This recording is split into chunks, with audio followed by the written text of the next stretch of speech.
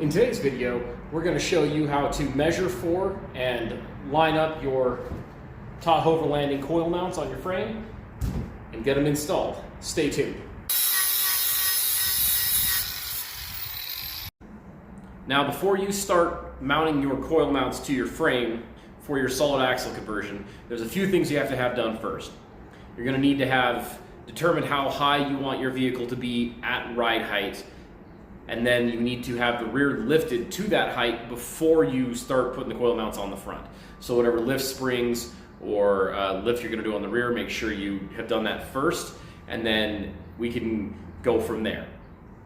Now, once you've got the rear lifted, you want to make sure you have your steering installed, you have your track bar installed, and have your radius arms installed.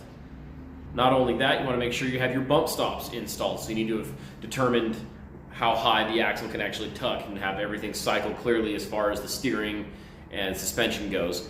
That all needs to be done before you set your coil mount height. The Tahoverlanding coil mounts are also adjustable on height, on how high you weld them onto the frame. You will just estimate where they need to be by your best guess. Like I say later in the video, the factory Dodge Ram half-ton coil springs under the front of a standard half-ton Chevy usually compressed to right around 13¼ inches height when at ride height. So before you set the height of the front coil springs, you want to make sure that you've lifted the rear to wherever you want it to be absolutely first. This has been lifted to where I want it to be, so now I'm going to go to the fender lip down to the center of the wheel. That's the center of the axle, so that's a known measurement from here to here. Tires make no difference. I could have little itty-bitty tires on this right now. I could have huge tires on it. It doesn't matter what tires are on it to take this measurement, as long as it's under its own weight. Write that number down. And we know that the coil mount on the axle is actually 4½ inches upward from axle center line. And so what we'll do is we'll measure the center line of the axle up to the fender lip on the rear, and then use that to infer how high to weld these on the frame. And then what we'll do is we'll weld them on tack welded, really strong tack welds, so that we can set it down under its own weight and just see how close we got it. Because, you know, you can do all the measuring in the world, and in reality sometimes there's just variables that just change. So we'll set it down under its own weight, make sure we got the height right, and if we got it wrong, we'll just cut those tack welds and adjust it, and then test again. Okay, so now it's time to, start prepping this a little bit, and what I'm going to use this time is Steel It Black. This is actually a really awesome paint. I've seen it all over on the internet, so I've been using it, and I'm a pretty big fan for situations like this. So picked up a can of this.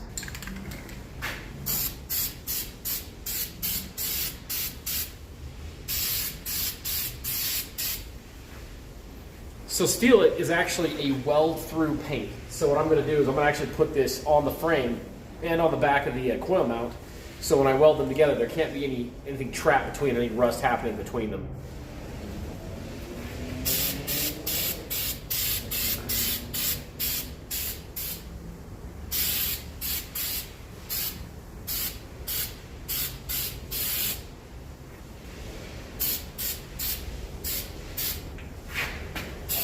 It covers really, look at this, carpet bombs here.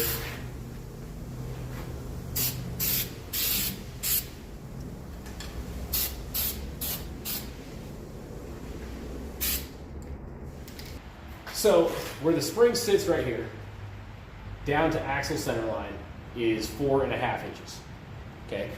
So we know, we go off axle center line, we go to a known measurement, usually the fender lip, okay? I know what measurement I need at ride height to get it to sit level, okay? I also know that my coil springs that are back there, they sit roughly 13¼ inches at ride height. They're compressed 13¼ inches. So then you can infer really easily, you can start reverse engineering where you need to put your coil mounts.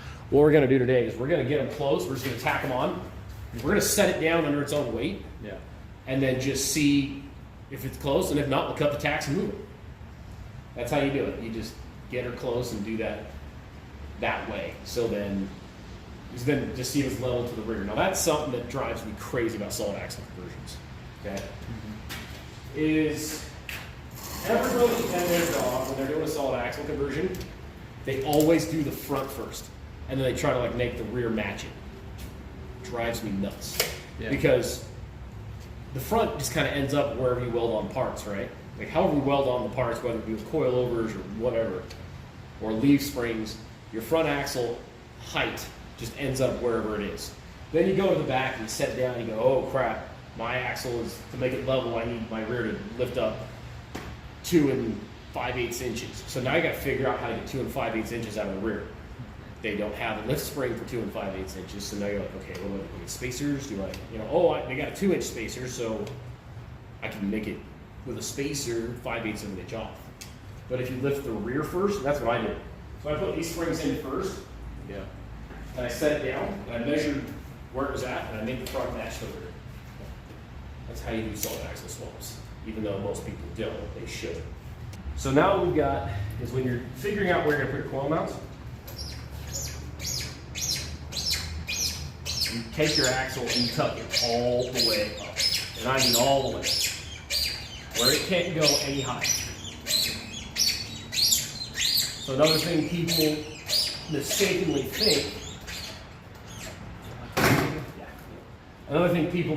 think is that they need to center their axle at ride height, is where they want their axle centered. You want your axle centered at full compression. Why do you think that is? In case you max it. Well, you'll always max it. After you stuff it in there? I don't know. Well, the tire, okay, so it's a radius arm, so at ride height, that tire kind of swings back a little, right? And it might look a little weird. You want it centered to look right. Well, when the axle goes up to here, this is where it's going to touch stuff. You want it to be clear here. Down there at ride height, you got room. So you start here. Okay, so it's on the bump stop. In fact, yeah, it's pretty much on the bump stop. You can see what you're looking at here.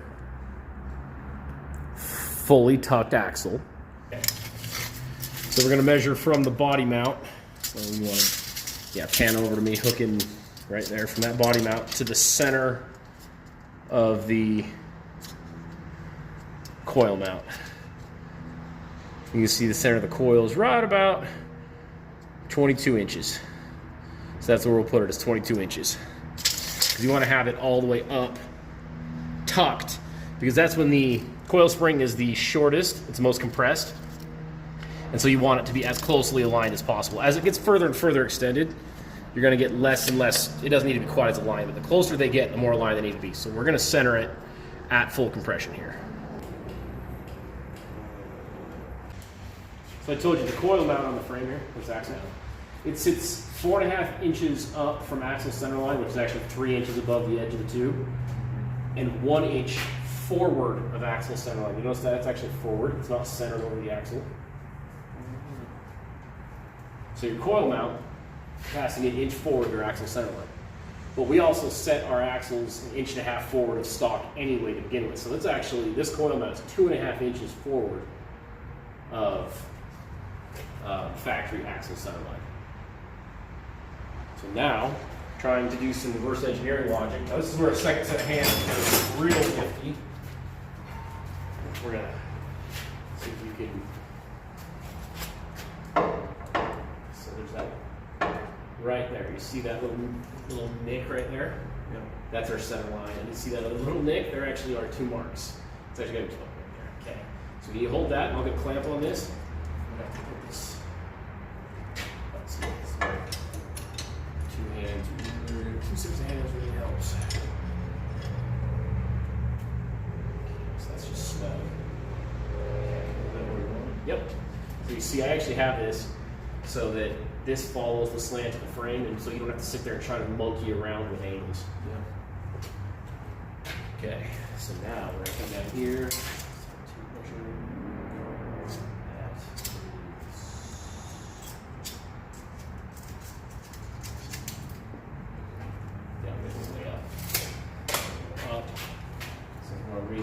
Upward. Let's try it there.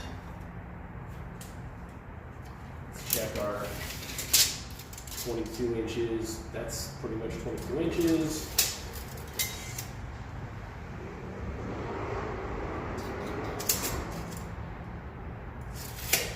Try to come down. No, we're gonna come down probably like an eighth of an inch, maybe. Right? Up, down. Let's try. Yeah, let's take this.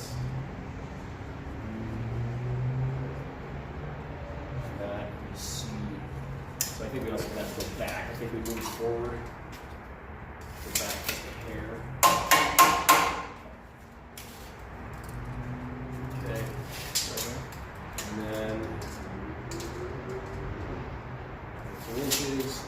Now I have a measurement that I've got in my mind that I know will work, and I think it's better if I take it and mallet and tap it down on the top. Yeah.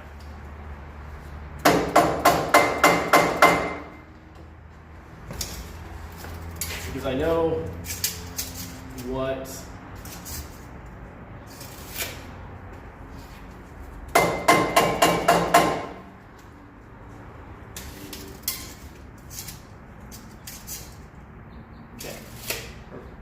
where I want it, right there. You don't want to go that way here? I think if anything, we're too far forward, not back. Let's take a look. No, we're there. Dead on. We're dead on. And then we're going to be still just as high as I want to be. Okay, so come down just a touch. Right on the line. Okay. Put some welding hoods on. We can make some metal sparks. Let's melt some metal together. I can't describe it. I don't know the best way to describe it other than just welding weird.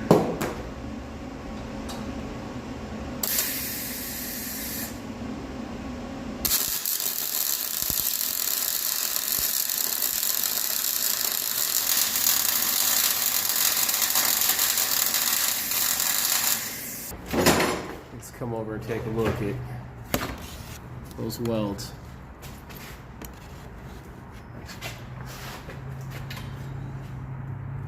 So I put this here. This window is here for a couple of purposes.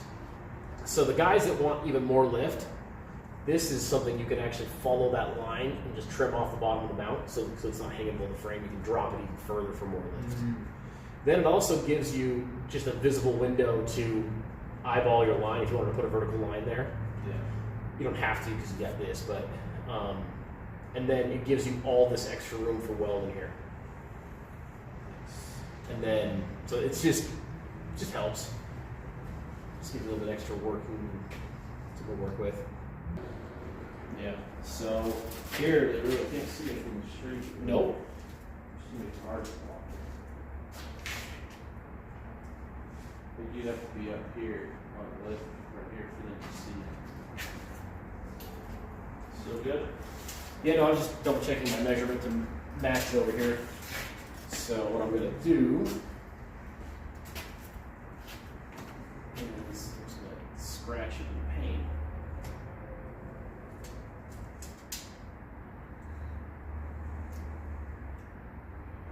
Two marks. Yeah, I don't know. She loves that stuff, doesn't she? She does. The whole family really does. Where? Right there, that mark. This one? Yeah, so centered on that mark. So come over, come forward. Okay, oh, no, so just wires. There's AC lines and stuff, so it'll help guide you. So we're gonna look right about there. So, just gonna get a rough idea of what will come up. Right there. It's actually pretty close.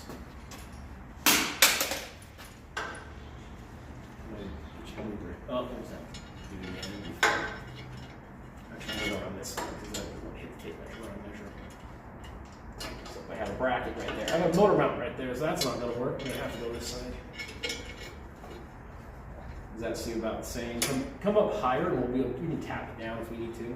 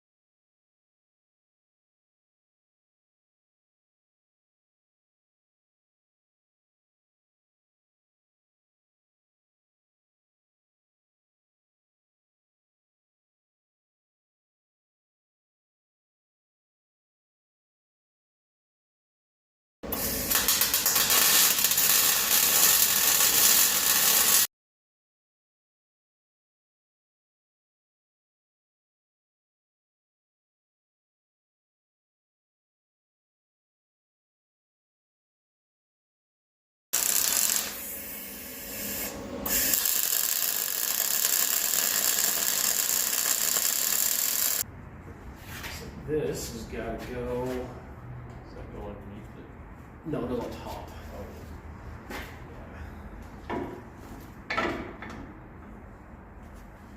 And this.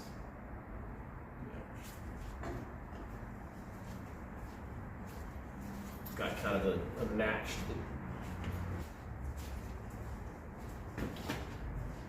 So let's just set it. You gotta kind of poke it up into the coil mount first, and then set the. I like to set the. Where do you want? See that opening? I like to put that into the coil right there over that opening, like that. Yep, just like that. Okay. You ready? Listo, arriba. Burn it. Look. Burn.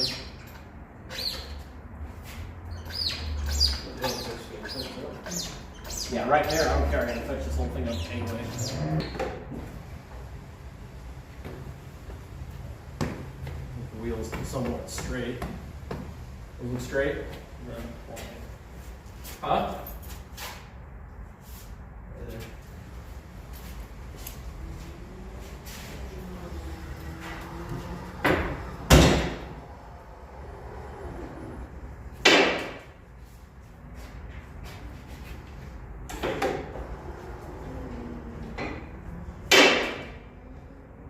Okay.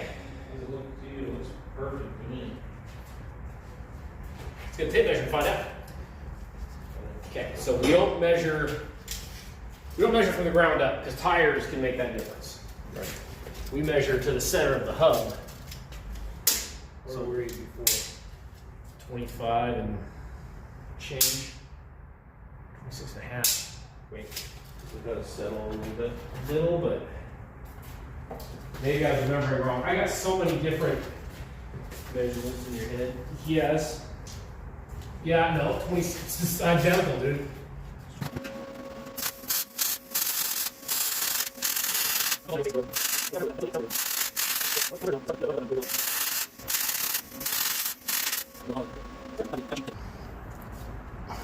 You can also look and see how effectively the Tahoverlanding coil mounts hold the Dodge coil spring isolator. Snug, not too tight. Keeps the coil spring from moving around without being too tight or too difficult to install. Okay, so here is the Tahoverlanding fabrication parts bundle. The adjustable height coil mounts, designed to match the slope of the frame on the Chevy GMT trucks. You can adjust the height as you weld it on. Sold tack welded for you to full weld yourself. The track bar, pannered bar bracket. You may notice that this is 1/4 inch steel, large surface area for welding the inside of the frame there, and also it is also slanted to match the slope of the frame so that it will keep the joints of the track bar as neutral as possible instead of following the slope of the frame and having that slight slope of the joint making it bind just a little bit. Little extra step, didn't have to do it, but just one little extra step to this bracket. This bracket's also super necessary because it moves the mounting bolt as far outboard from the frame as it can be without actually interfering with the coils, because coil mounts are about there in the configuration. That track bar also is the ultra heavy duty track bar builder's kit. Solid cold rolled 1018 steel.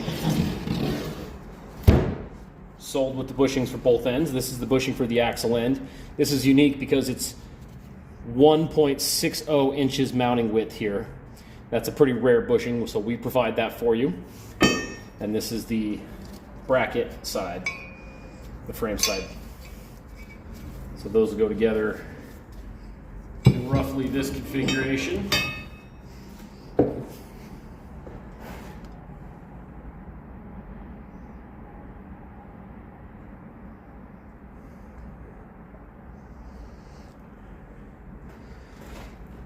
And here's probably the most important part of the swap. See these? The most important part of the swap. The Tahoverlanding brake caliper spacer kit. These are the machine spacers to move the brake caliper outward enough to line up the GMT 800 rotor and hub with the Dodge caliper. It does come with appropriately longer grade 10.9 bolts so that you can space out your brake caliper, have everything lined up all nice and centered, and have a 6 on 5.5 with your anti-lock brake sensors on the 2nd gen Ram Dana 44. And then, just a simple little kit. This is the differential actuator relocation kit that comes with the fabrication parts bundle. You can just weld this tab up on your frame and your differential actuator threads into that. Gives you a way of having your actuator up out of the way and still plugged in, so it keeps the service 4-wheel drive light off. This special nut, that's an M33 by 2.0 thread pitch thin jam nut, and just a simple tab.